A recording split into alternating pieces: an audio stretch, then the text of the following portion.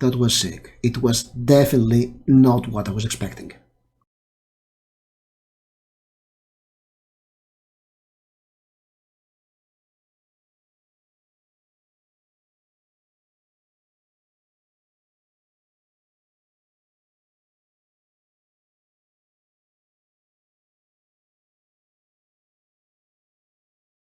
Hello, Jigs and Ghouls. For a couple of years now on BookTube, I have seen this authored V.A. Andrews mentioned by author fans. I know that some of the great ladies of horror, like Regina from Regina's Haunted Library and Mers from Harvesting Trees, are fans of V.C. Andrews. So when I stumbled upon one of your books, I got it, and then I realized he was writing gothic romances, I guess, gothic novels, but basically, yes, they were dark soap operas or something. And I also learned that one of your greatest books was Flowers in the Attic. So I spent some time looking for it. I wanted to start with her good book and then go to her other series. I mean, I've got some two books of the. I've got Heaven and Dark Angel, and I also have two of the Ghost Ridden books by I think Dawn and another one, the first and third of that series. So I spent, I paved a lot of ground trying to find a copy of Flowers in the Attic, and here it is, the Greek edition of it. That's the second edition of this book. It was published here back in 1988. And I mean, I even have some friends who are big into horror, and they're like, that's a guilty pleasure for me, and it's pretty sick. So I was like, yeah, I should give it a try, and I read it. And I was mostly curious on how the premise of this book was delivered. What's the story about? We have this family, father, mother, four children, and the father dies in an accident. So the mother has to return to her parents' place, who are filthy rates, and they live in a manor. However, there is a dark secret in the family, in the Dollenganger family.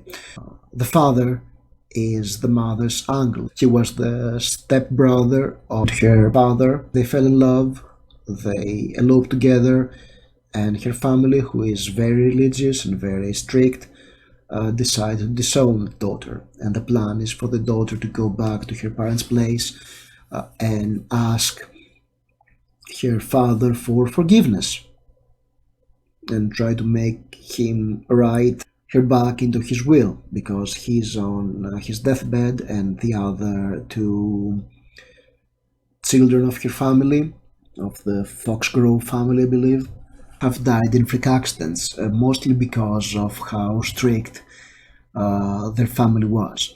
But in order to do that, it's important for the father not to know that there are four children out of this marriage, because that marriage is considered accursed.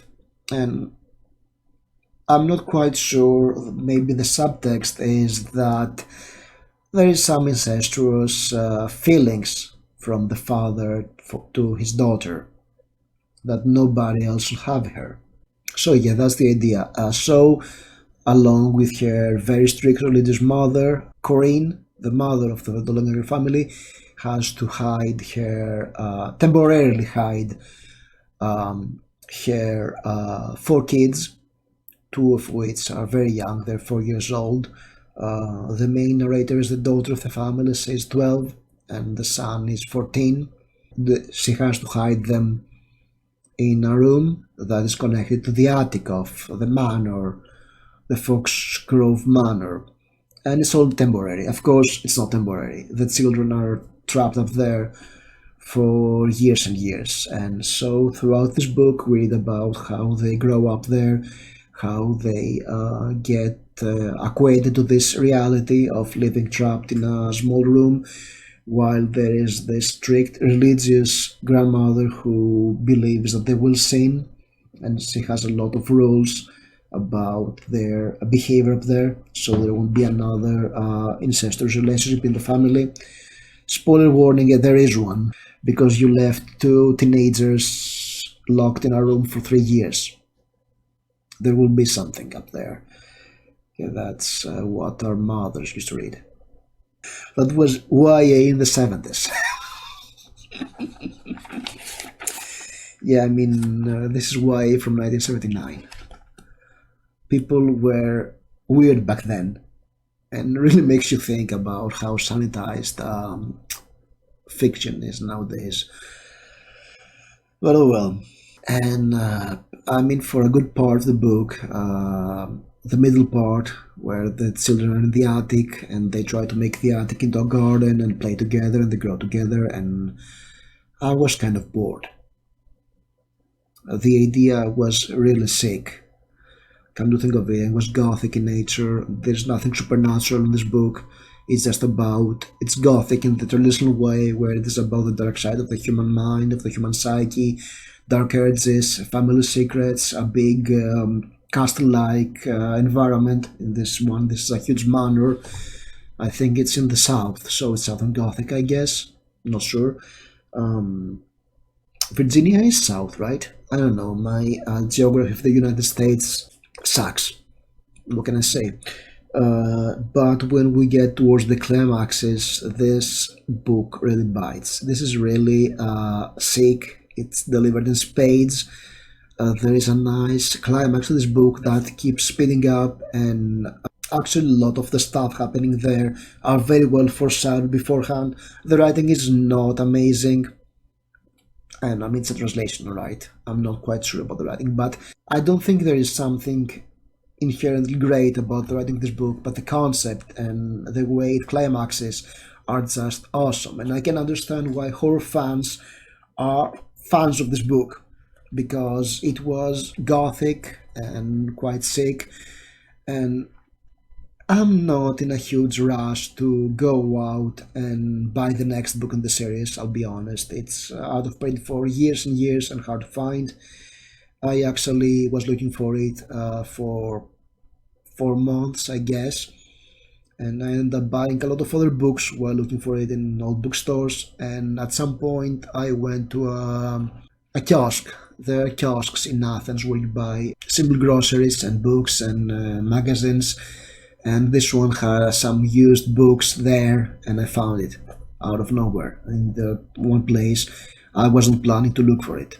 It was there, and I was going to get more used books that day. I think I may have done a book haul about it. I'm not sure. I'm not in a rush to buy the next one. I went into Wikipedia to learn what happens next in the series, because I'm just like, I was curious to see where the series was going, and I was like, holy shit. I mean, the protagonist Kathy Dollganger definitely has, let's say, poison nether region, because a lot of people get freak accidents in this book. This is like the lifetime version of Final Destination or something. Everybody dies in freak accidents, and weird stuff happens. And there's a lot of sex that is incestuous or semi-incestuous or just plain sick. I mean, it's not for me, all right? Probably read the other V.C. Andrews book I've got in my collection and then sunk them away. If they're as crazy as what I suspect your other books are, it'll be a lot of fun. Or maybe they're good, maybe they're as sick as this one and I'm missing out. But I was like, but yes, I mean, it's not my jam. Maybe I'm wrong, and maybe I'm missing out on VC Andrews. So we'll see when I read Haven, I guess. But this book was definitely 4 out of 5. Highly recommended for horror and gothic fans. Very sick. A breezy read once I got myself down and started reading, because I was reaching the middle of the book and I was like sliding. So I was like, just stay here and soldier through it. And I guess it was the two-thirds of this book that I was soldiering through, and I read it in an afternoon. So it's a breezy read, easy to read once you just hit a point where it's like we're in the attic and we spend all the time in the attic, and I was like, yeah, all right. And it's not, don't expect extreme sickness. Like, you don't expect to read something the girl next door, right? It's nothing like that. It's very well, it's dark, but it's dark for a soap opera type of book, all right? So yeah, that was my review for Flowers in the Attic, a book I was not expecting to review when I started this channel. I admit that, and I enjoyed it a lot. So that's the good thing with BookTube, with other channels. You learn a lot about books you don't expect to read, and you go read them, and you enjoy them. I mean, I just passed that book if I was not aware of that because of BookTube, because of Regina and Mers and all the other channels that mention VC Andrews horror sounds, and I get the appeal. And I don't know, maybe 2022 I'll give Haven and Dark Angel a try, and maybe there will be something enjoyable out of it. Maybe I'll just. Maybe it's sick, maybe it's silly. I don't know. We'll see. Thank you for watching.